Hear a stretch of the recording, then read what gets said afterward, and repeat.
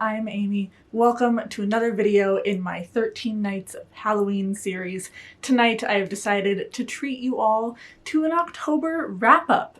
I believe it's been a couple of years since I've done a full month's wrap-up, and it won't really be a full month because it's a couple days before the end of October because I wanted to film this, but I don't see myself finishing more than 1 or 2 books by the end of the month, and I'll talk about the stuff that I'm currently reading as well.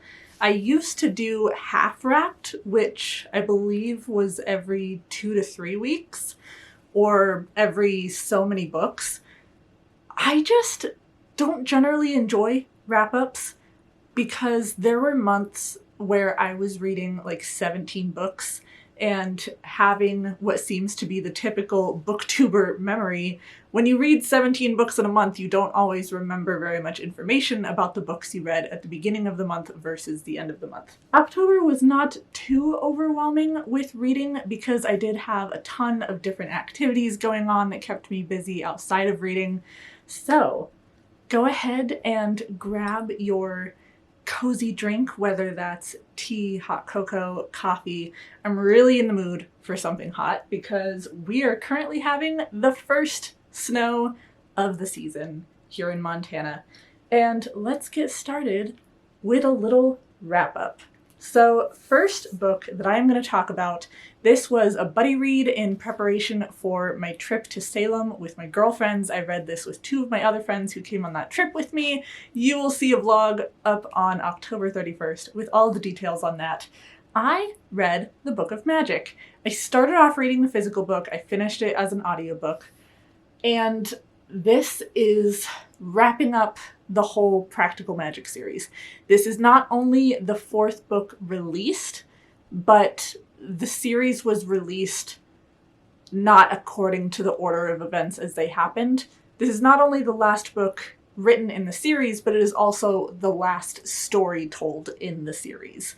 So this is following the daughters of Sally from the original Practical Magic story. This is wrapping up the entire family story.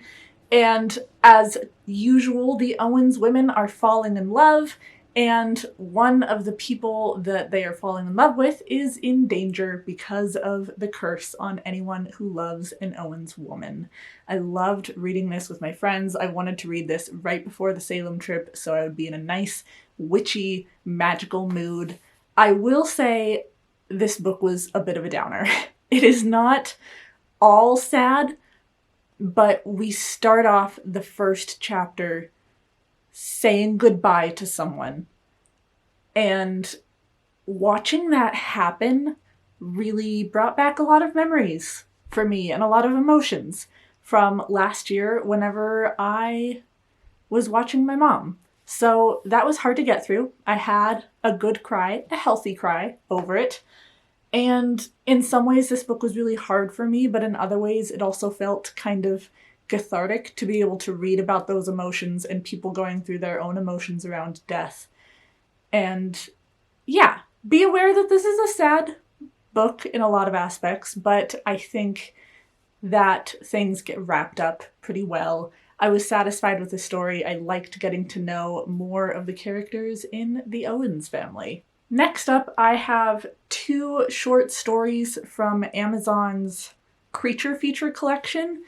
They had a bunch of different authors write short stories for them. I've read short stories by N.K. Jemisin and the author of The Martian, because they both did short stories for Amazon a while back. This one, I was thinking about reading all of them, and I read 2 of them and decided not to read anymore. Grady Hendrix did The Ankle Snatcher. This is basically a boogeyman story.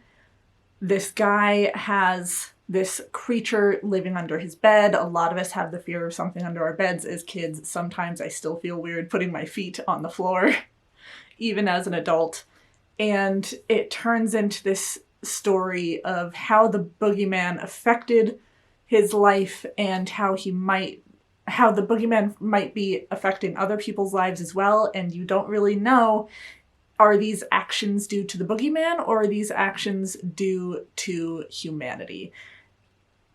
A lot of people reviewed it saying that they didn't love kind of the ending of it, or they wished it was longer. For me, I think the ending and the length were fine. It's more that I kind of saw everything coming and wasn't really waiting for any big surprises, or I didn't feel like I was waiting for any big surprises. So this was fine. Like 3 out of 5 stars for Grady Hendrix short story. Then Josh Mallerman, It Waits in the Woods. I honestly don't even remember what this was about, and I read this in beginning to middle of October. This says, for one young woman, an urban legend calls her into the woods in a spine-tingling short story. We have the dense Michigan forest with haunting wails, the clip-clop of demon hooves on a bridge to nowhere. Brenda Jennings, whose sister disappeared in those woods one fateful night. 3 years later, on a solo stakeout in the dark, Brenda goes in after her. This plotline brings up absolutely no memories. I ended up not finishing the Creature Feature collection. I just read those 2 short stories because nothing really felt memorable. The other stories that were in the collection didn't really catch my interest, so I think it was a good enough story. I just don't remember anything about it. Someone at work actually recommended, because I told them that I was finishing up the Practical Magic series, so they recommended Witches of Lichford, which I would say is more of a cozy magic story. I didn't realize it was going to be so short. I read it as an audiobook and it was only maybe 3 or 5 hours. I didn't realize that it was more of a novella length. And you are just following these witches in a suburb, and someone wants to build a big mall at a specific location, and the town is arguing about why that's a good or a bad thing to build the mall. So you're getting a little bit into small town politics, as well as small town politics of like witches versus Christians is a part of it. Overall, I definitely got cozy vibes, so if you want a nice cozy fall read to get into, Witches of Lichford. I believe this is actually a series of, I think, 5 or 6 books. I didn't feel the need to continue after the first one. I'm guessing it's a series where you don't have to read all of the books to enjoy one of them, which I kind of enjoy those, because I'm not a big series reader, so if a book can stand on its own, I really appreciate that. Then I got Suburban Hell on Kindle. This is the first ebook that I've actually picked up in months. This was recommended by Meg from Reading with Meg. I don't know. I think it's because of the cover art. I just had this idea in my mind that Suburban Hell was a graphic novel, and I was really surprised when it was not a graphic novel. And honestly, in reading it, I think it would have been better as a graphic novel. If you think about the dialogue and the text in a graphic novel, it's generally going to be much shorter and a much faster read than a typical word-filled novel, and I think this would have worked better as a graphic novel. As a book, it felt kind of overlong, and not in that it was super wordy or super slow. I mean, it was slow, but it's like, this book is somewhere in between zombies and supernatural. It kind of toes this line where they're not really zombies, but it's definitely something supernatural or paranormal. But I felt like the story never really got going. It didn't really have a lot of energy to it. And I think that having a bunch of pictures to tell this story would have helped make it a little more exciting and a little more edgy. So Suburban Hell was fine. It was like solid 3 stars. It was a good book, not one I'm super excited about. Then I picked up the audiobook for Beware the Woman. I don't remember where I got this recommendation from. I just saw the recommendation somewhere, popped it into Libby for one of the libraries that I have a card through, and I really liked this. This was pretty intense. My vibes for most of the audiobook were Rosemary's Baby. It definitely didn't have the same kind of ending. I wouldn't classify this as paranormal or supernatural in any way, but it talks about women and their roles as mothers and what makes a good mother in these characters' opinions, and it's just very tense and very, like, weird what is going on. I got a lot of supernatural vibes from it in that I was always guessing and I didn't know how the book was going to end.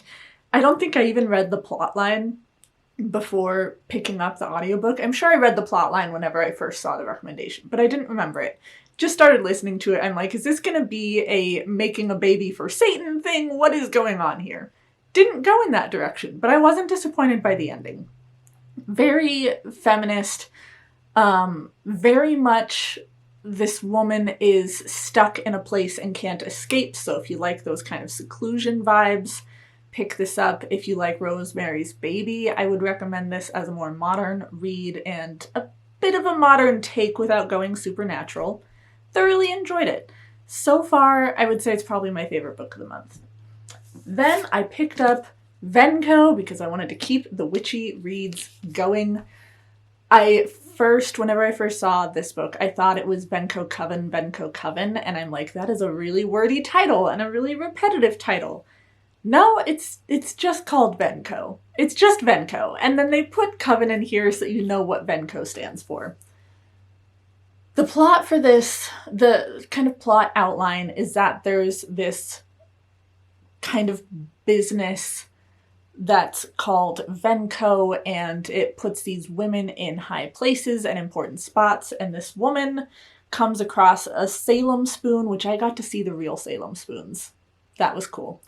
And it leads her on this adventure. And I was thinking that it was going to be a fairly corporate story, and it didn't go in that direction. There is mention of Venko as a company and these women who are part of it and are put in high places, but that's pretty much all we know about the company. We don't ever really see the business side of things. It ends up being much more focused in on the oracles. You have the Mother, Maiden, and Crone, who are the oracles for North America. And then you have the specific coven that we're focusing on that isn't really a coven until the 7 spoons that have a spell on them are brought together by 7 witches. So this book definitely didn't go in the direction that I thought it would go in. I think I appreciated that because I found that corporate stories aren't generally super exciting for me. This book did feel like it took its time. I picked this up one week and then took a break for a week while I was in Salem, and then picked it up again and took a break while I finished something else, and then I finally finished this book. So I enjoyed it. It's not the kind of book that I feel like I could ever read in one sitting. Sometimes I just need to take breaks and read something a little faster. But that said, it's not a particularly long book. I think I gave this 3.75 stars. I do like the yellow birds on this cover because they are actually relevant to the story, and a lot of times cover designs aren't necessarily relevant to the story, so I appreciated that.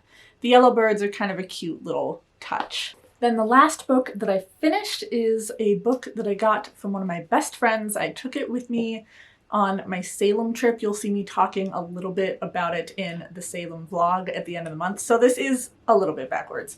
But she got me Tacky, Love Letters to the Worst Culture We Have to Offer. This was recommended by Schizophrenic Reads on Instagram, and I thought it looked really interesting. You've got this cute little kind of pinup lady in a martini glass. And this is an essay collection, which we all know essay collections are kind of here and there. For the most part, I really enjoyed this. There were some essays that weren't really for me, but I appreciated the tackiness of the topics. So the first chapter is on Creed. I don't know a lot about Creed. I couldn't name a single Creed song off the top of my head, but I'm also really bad with band and song names. Ode to Warm Vanilla Sugar was definitely my favorite essay. It's about coming into womanhood and how you're play acting as a woman while you're a girl, and Warm Vanilla Sugar was one of those scents that made you feel grown up, and I just really appreciated that. There's an essay on Hot Topic, there's an essay on the Cheesecake Factory, The Sims and the Heart-Shaped Bed was definitely a tough chapter, so trigger warning for abusive relationships with that one. There's one, It's Time to Let Meatloaf Into Your Embarrassing Little Heart. I thought that was actually about Meatloaf the food. It's about Meatloaf the singer. So it was just a fun time. Even the essays that I didn't really connect to, I still appreciated what she was talking about and the way she talked about it. Each of these topics ties into a particular time of her life, who she was at that time, who she wanted to be. She talks about the psychology of that tacky cultural thing and the psychology of her life at that time. And overall, I had a really, really good time with this. That's going to be it for books that I finished reading so far this October. Next, books that I am currently working on. I'm reading Murder by Degrees by Ritu Mukherjee. This was sent to me by Simon & Schuster. I am one of the Simon Books buddies, so I get an email with a selection of books every month and I get to pick one, and maybe they'll send me a physical copy or an ebook copy. I've actually been working on this since September. The story's interesting enough. It's a murder mystery taking place in 1875 Philadelphia, around the first women's medical college. So I like the topic. I just don't read a lot of straight murder mysteries anymore. There are detectives. We're also following a woman doctor, and it's just going a little bit slow for me. But for a debut, I think the writing is really good. I think the story's interesting enough. It's just not the type of murder mystery that I really go for these days. Hopefully I will finish it by the end of the month. Then we have Evil Eye. This was published in September. I'm finally getting around to reading this. I read A Woman Is No Man earlier this year, and I really loved it. The author is, I want to say, Palestinian American, and we are following a woman who has the life that she always wanted and that her own mother didn't get to have, but something doesn't feel quite right. Things seem to be going wrong, and it's suggested that maybe someone put a curse on her with the evil eye, and we're just kind of following her. I get the feeling so far that it's going to be more of a mental illness story and how that's looked at in different cultures. That's my feeling so far. Not confirmed. I haven't gotten that far into it. Then is it The Little White Horse? Yeah, The Little White Horse. I read this back in college. I believe I read it once in high school as well, and I was thinking about the cover earlier this week and could not think of the title, and I kept thinking there's a unicorn on the cover, and I thought unicorn was in the title, and it wasn't. And long story short, there is a unicorn on this cover, but it's called The Little White Horse.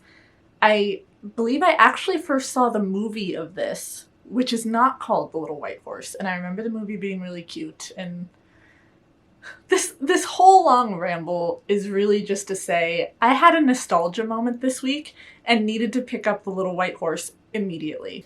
This is a young adult story. We're following a little girl who is an orphan, and she has to move into the house of a second cousin, and she goes on adventures there. It almost feels more middle grade, but it's written more for the reading level of young adults, if that makes sense. Regardless, I was feeling super nostalgic. I needed to pick this up immediately. And then last night, I finally got the notification on Libby that A Closed and Common Orbit was available on audiobook for me to pick up my hold, so I started reading that. I've read To Be Taught If Fortunate by Becky Chambers. That one was fine. And then I kept seeing this series around. It's like, maybe I'll start this series. And I did read the first book in this series, I believe in September, and I loved it. I love the diversity. I love the characters. I love the humor. I love the way they talk to each other. And it's super cute, but also adventurous. So I just started book 2, and I'm 26% of the way into it and really loving it. I think I'm going to finish it this weekend.